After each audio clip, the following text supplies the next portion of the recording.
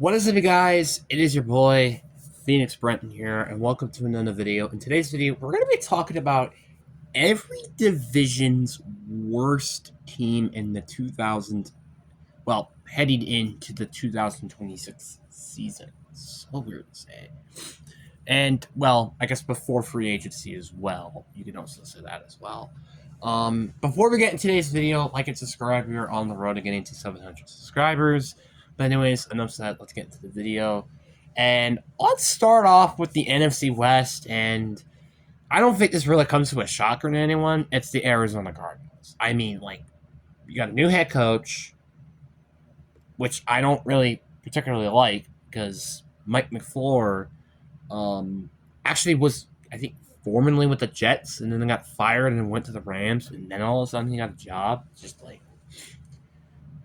I'm going to be honest, I'm not a big fan of the hire. Kyler Murray is most likely going to be gone, which that means they're going to look for a quarterback.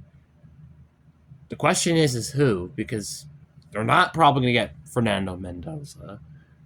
I don't imagine they're going to get Mac Jones. I don't think they're going to get Malik Willis. So it's like, who's going to be their quarterback next season?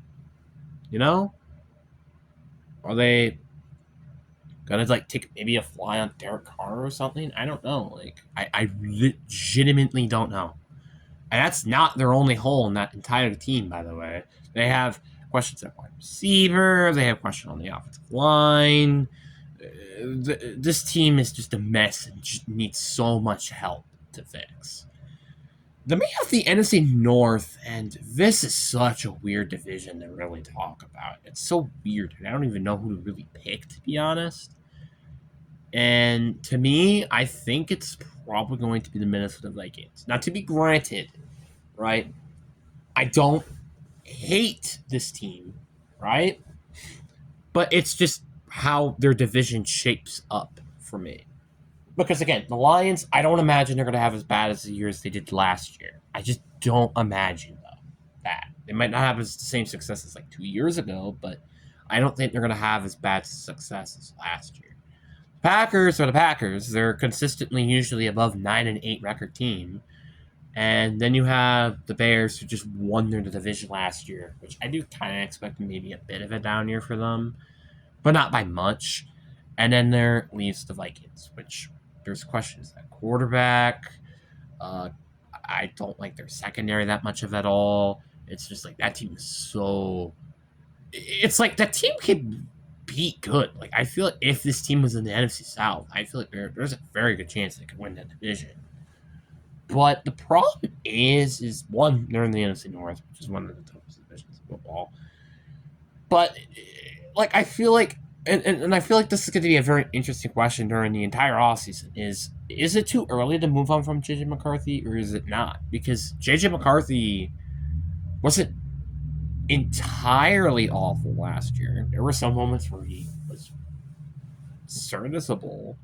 So, and is that just rookie mistakes because this is the first time he played and stuff like that?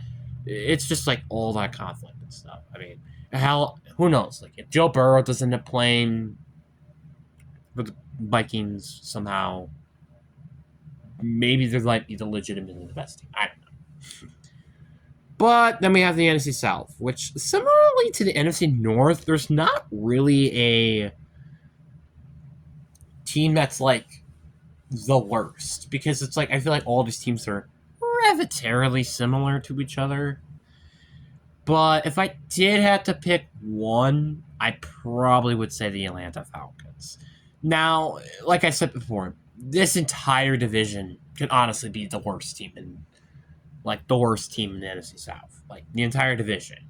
I think the Saints could be in here. I think the Falcons could be in here. As I pick them, the Panthers could be in here, and the Bucks are in here. But the Falcons, like I said, the Falcons are. It's a very weird team because it's I like their head coach, right? I like their roster. There's some good things about their roster. But it's just, I feel like the entire division is just better for some reason. And it's not they're great either. The Bucks are such a weird team. The Bucks could legitimately be the worst team in this division. The Panthers, I just imagine they're going to do better than what they did last year, which was an 8-9 record. The Saints are definitely going to be doing better than what they did last year with Tyler Shuck for a full season and also the experience and also the draft picks and stuff like that. And then there's the Falcons, who don't even have a first round pick. You know, they don't have a lot of elite talents. Like, yeah, they have like Jesse Bates and Bijan Robertson, but that's about it. And James Pierce Jr., who you traded your first round pick this year for, is probably going to face some prison time. So it's such a weird team, man. It's like this team, if you if you just put like some maybe extra player, it's like some extra spice to that team, this team can be really good and potentially win the division, which if not they haven't already. But it's really the matter of, can this team make the next step is the big question. And then we have the final team, the team in the NFC East, and this is another very tough one because I really do like the Giants, but I do think I do have to go with the Giants again. The Commanders, I just don't believe are going to have as bad as a year as they did last year, because I bet you Jalen Daniels is going to get more healthy. That team is going to get a lot better, stuff like that. Dallas is Dallas. They're consistently mediocre or good. And the Eagles, they just won the division last year. So I kind of have to go with the Giants. Now, would I not be surprised if by some miracle the Giants end up winning the division? I wouldn't say so, because they do have the talent for it. It's like almost the Patriots, kind of. And I know that's a weird comparison, but I feel like the Patriots are good at comparison. You have a second-year quarterback, right? You have a young running back. You have, well, a good WR1, which that being Malik Neighbors. It's just like, can you fix the offensive line? Can you fix the defense? Can you do that? I feel like if you can, also try to resign Rondell Robinson, because I think he's a really good receiver, in my opinion. If you go do this, I feel like they have a legitimately good chance to, like, actually win their division. Because, again, they have John Harbaugh, which is very good if he knows how to run the ball. But, whatever. Then we have the AFC West, and I think this is a very easy one, and it's the Las Vegas Raiders. The Raiders are just they're just not a good team, and I don't really feel like they're going to be great next year either. Like, I'm not saying Clinton Kubiak is a bad hire. I just don't think it is. But it's just the roster is what I'm kind of just icky about. The wide receiving core is god-awful because you traded Jacoby Myers and you don't have Devontae Adams anymore. Simple as that. I don't think Trey Tucker is even really a good receiver. Brock Bowers is great. Ashton Jeanty could be great. Colvin Miller is good. That's about it to your offense. And your defense, you might not have Max Crosby next year. Who do they have on defense that isn't Max Crosby? I don't really know, honestly. What, Tyreek Wilson? The guy who's a draft bust and who was picked 6? Yeah, sure, maybe. You kind of get what I mean. This team is so, like, under-talented. I think it's either this team or the Titans that are the most least talented team in the league right now. It's really a toss-up, really. Then you have the AFC North, and this is also kind of an easy one as well. It's the Cleveland Browns. The Tom Monken hire is kind of interesting. I don't really know how to feel about it because you're hiring a head coach, right? You're hiring an offensive coordinator from which the head coach got fired from the team. So it's the matter of, like, do you really like this hire or not? And also it's just, it also kind of depends on how your level is on should they get a quarterback or not. Because if I don't feel like they're going to get a quarterback, because I think Shedeur Sanders will more than likely be their starter, because for some reason he made it to the Pro Bowl, and plus he did show a little bit of flash with a very not great offensive core, because I feel like it's just like you need receivers, right? You need receivers on the team. I like Carol Fannin. It's kind of the same situation like the Raiders, except you have a worser tight end. You might have a worser running back. I think better though, and Quentin Junkins. But your receivers are terrible, right? Well, maybe not Jerry Jeudy, but he's not WR1, and most of your offensive line is gone from free agency. And then defense, which, yeah, Myles Garrett's definitely going to probably stay, but there's also a chance he might not. But their defense, I would say, though, is better than Las Vegas, at least. Like, their offense kind of has a similar situation than the Raiders, but their defense is the complete opposite. I think their defense is very good and has a lot of talent. They even have a lot of good young talent, like Mason Graham and Carson Schlesinger. Like, they actually have talent on that defense. It's just a matter of, can they get their offense together? That's the main question. And also, can their defense kind of play the same level as they did last year? Because I bet you if they did, oh boy, watch out. Then you have the AC South, and this is a really tricky one. Well, maybe not a tricky one, but it's a little bit of a weird one between, in my opinion, the Colts and the Titans, where I think without a shadow of a doubt, it's going to probably be the Titans here. Like, I am excited for their offseason, right? I mean, I do think they have a good potential chance to be big spenders in free agency and do really good. Now it's just a matter of, will this team spend correctly and use their draft picks correctly? That's the main question. I still am kind of in the run of maybe the Titans should draft a wide receiver in round 1, just because of the factor that this team just desperately needs receiving help, to be honest. Heck, they could use a new tight end, really. The point is that, like, their offense is very, literally anything can change except maybe quarterback and running back.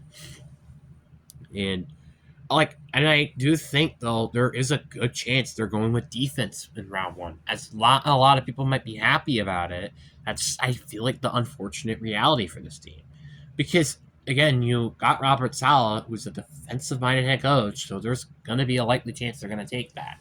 Which, I'm not saying is a bad thing. Like, Ruben Bain or whoever the frick they get, like David Bailey or something. Yeah, they're going to be very good players, and I don't imagine them going to be terrible in this team. It's just, you kind of might need more of an offensive guy or offensive talent. And last, it's the AFC East, and it is a toss-up between the Dolphins and the Jets. As, like, I feel like both of these teams are pretty bad in their own right, really. But to me, I think it's got to be the Jets. I mean, yes, I do think both head coaches stink. Like, I don't know how I feel about Jeff Hafley as a head coach, really. But Aaron Glenn is just terrible. I don't know how he's still a head coach. Like, to be honest, I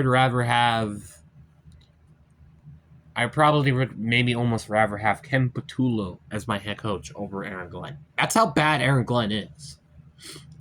Yes, did they trade a lot of talent last year? Yes, but that doesn't make an excuse for not making a single interception last year, which is a franchise and NFL history record in the season. It's just, you can't make stuff up like this. Like, it's insane. And there's rumors around a Breece Hall being in the franchise tag, and I honestly kind of question why. Because, like, yeah, I understand he's a good, talented young player, but one, it doesn't put you in it as great as a cap space situation as they're in, and two, I feel like they should go, like, win now in 2027 when they have 3 first-round draft picks. And what I'm kind of emphasizing here is build your roster, not get a quarterback in, like, one of your 2 first-round draft picks. Go build talent on this team. Go, like, do something like that.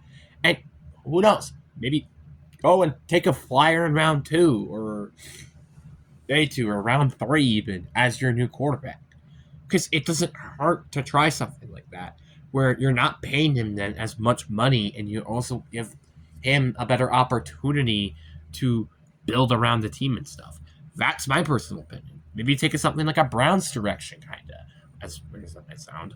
like where they drafted 2 quarterbacks and let them compete against each other and see if you might have your quarterback or not. If not, hey, there's always the 2027 NFL draft. I'm just saying that as a personal, realistic, in my opinion, good way to do things. And it's a very disgusting strategy because imagine you don't use these 2 first round. Let's say you got 2 first round picks this year, which they do. I don't know why I'm saying that. And they hit on both of these picks, which is like probably going to be like Arnell Reese and then like maybe like Malachi Lemon potentially or something. I don't know. Let's say they got those 2 players. Boom, you're both elite talents. Great. You got Garrett Wilson as well to help with that as well. And you have a good offensive line to help with as well. Now, maybe your defense wouldn't be great, but Arnell Reese is a great start to that, right? And then next year, with your 3 first round picks, you hit on all 3. Let's say you got 2 defensive players and a quarterback, and which could potentially be Arch Manning. That team would be disgusting because you got a good quarterback. Who knows that running back really? Because let's say like the running back position is like okay, it's not bad, but it's not great. But then you have 2 great receivers. You got a good offensive line, and then you have good defense with 3 great defensive players like Arnell Reese and maybe one guy at the secondary, one guy on the offensive line, something like that. Just saying that as an opinion. Again, put me in GM. I'm kidding. Anyways, guys, I hope you guys enjoyed this video. Peace.